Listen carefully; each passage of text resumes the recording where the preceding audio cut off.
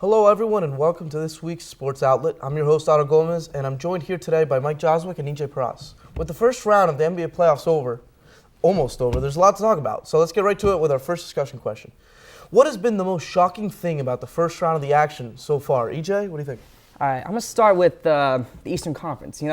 The Washington Wizards-Toronto Raptors series, I feel it looks like, on paper, the most competitive series so far of the first round, a 4-versus-5 matchup. Yeah. And it ended up just being the dismantling of the Raptors, like the extinction of those dinosaurs, if you will. And really, they were outclassed by this young Wizards team with that hosts some veteran leadership in Paul Pierce. He really changed the mentality, the overall mindset of the team. Like, they really felt that they had the advantage, even though they were the lower seed in this situation. They might have had a rough patch to end the season so far.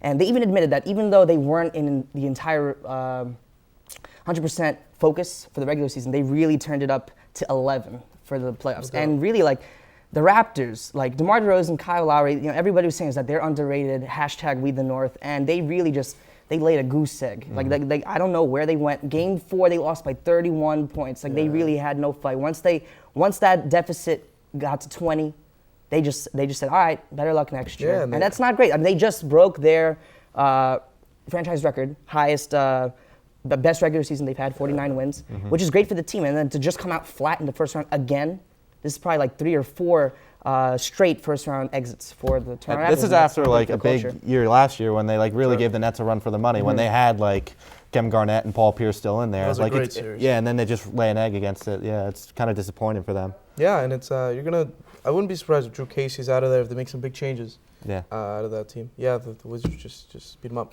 All right, great. Let's move on to our second discussion question. Mike, how do you think Kevin Love's injury will affect the Cavaliers' playoff run now that he's out probably for the entire playoffs? I don't think it'll affect it too much in the East, because the Cavs are clearly the best team, I think, in the East right now. LeBron James, he's good enough, I think, to get them to the Eastern Conference Finals, probably win in the Eastern Conference Finals. It's the NBA Finals where I do worry if he has to play Golden State or a team like that. That's where I think they need Kevin Love, because we've seen LeBron in the past, he can't get it done without another big player. It seems like as he couldn't win before he went to the Miami Heat when he had Dwayne Wade and Chris Bosh there. It concerns me a little bit, but I think they'll be fine going through. They have enough talent there. Kyrie Irving. If he can help carry the load for LeBron James, they could be fine. No, he's a great player. No, it's very tough. Not just him, very tough for any superstar to win by themselves. Exactly. It's definitely a historical thing that you need somebody else. Assuming that the Chicago Bulls beat the Milwaukee Bucks in the first-round playoff series, the Cleveland Cavaliers are going to be going up against the Bulls team with a very top-heavy line. They got Pau Gasol, Joakim Noah. So with the loss of Kevin Love, who really snags those boards, really underrated, even though he isn't scoring as much as he did in Minnesota. He's still an important piece. He's of that a very integral piece. I mean, he is a franchise player. He can be a franchise player. Yeah.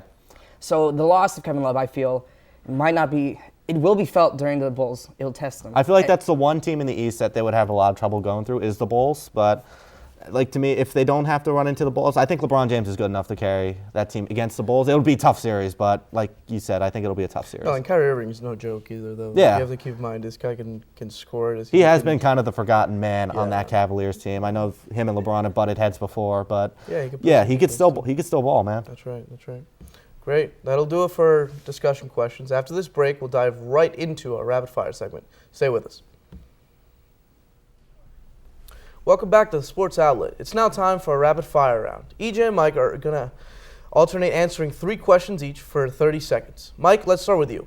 The Wizards swept the Raptors. Does that mean that they now pose as a legitimate threat in the Eastern Conference? I mean, we were talking about it before, but I think they are a legitimate threat. Yeah. I mean, they took the Raptors to school in this series, and I think they have a lot of talent on that team. John Wall, Beal, they have Paul Pierce, they have some veteran leadership, Gotat. They have a lot of pieces, I think, that could really I think they can give a team like the Cavs and the Bulls a run for their money.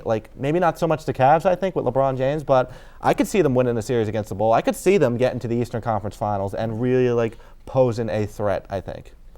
Next week, they play the winner of the Hawks and the Nets.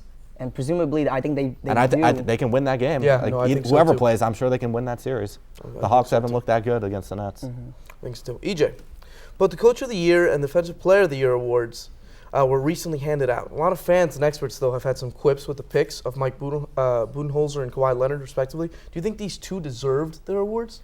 Now, it's interesting that both of these guys are Red Popovich alums. Sure. And so I believe that Coach of the Year, Mike Budenholzer, definitely deserves the award. He turned a team that wasn't even expected to make any sort of splash in the Eastern Conference, presumably like a 7th, 8th seed, and made them the top of the Eastern Conference. Franchise records everywhere. The books are just all being rewritten for Atlanta. So he definitely deserves the award. However, Kawhi Leonard, he missed like a month or two of the season, and Draymond Green helped make the Golden State Warriors the #1 defensive efficient team in the NBA. So I feel that he didn't get the love that he deserves. I agree with you. You don't think Steve Kerr deserved the Coach of the Year award?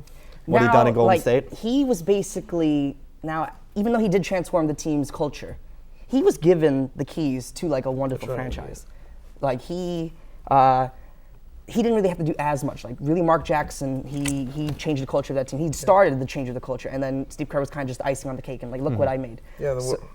What were you saying? That's basically it. Yeah, and the Warriors have so much more talent than the Hawks. Yeah. You know, Budenholzer was able to get 60 wins out of a ball club that maybe only deserves 48, 49, 50. You know, those 10 extra wins is great, and that's all coaching right there. Mike, your second question. The Blazers, Clippers, and Bucks are all trailing in their first of 7-game series right now. Which of these teams do you think have the best chance of coming back and winning the series? I'm going to be a little different. I'm not going to pick any of those teams. This is a team that tied the series up recently, but they were down 2-0 before. I'm going with the Nets. I'm actually higher on this team than I think a lot of people are right now. They have some talent there. Darren Williams, he went off. Like he showed that he could still play at an elite level like that. Brook Lopez, he's one of the best scoring centers in the game, and his defense has gotten a lot better as the year has gone on. And I do like their bench. I think their bench is very underrated. They have some good pieces there. I think, and the Hawks have not been playing very well, as we've seen lately. I think they can hold their own. I think they can sneak by and actually win a series here. The second round, I'm not so sure about, but I think they can sneak by in this first series against the Hawks. What do you think you do? I mean, I'm a Brooklyn fan, so I don't really want to look too highly on my team. I am too. It's been disappointing, but I mean, they could. I'm higher on them for some reason. I don't know. I got a good feeling about this. Darren's looking like the Utah Darren Williams with 7 3-pointers, 35 points in their most recent game. It's about time. That's all I have to say. He hasn't looked that way in a long time. No, so there's definitely a lot of hope there. EJ, your second question. The league recently admitted to incorrectly calling a couple of important plays in the last seconds of Game 3 between the Warriors and the Pelicans a couple of days ago. What implication do you think that they will have on the officials and the rest of the playoffs?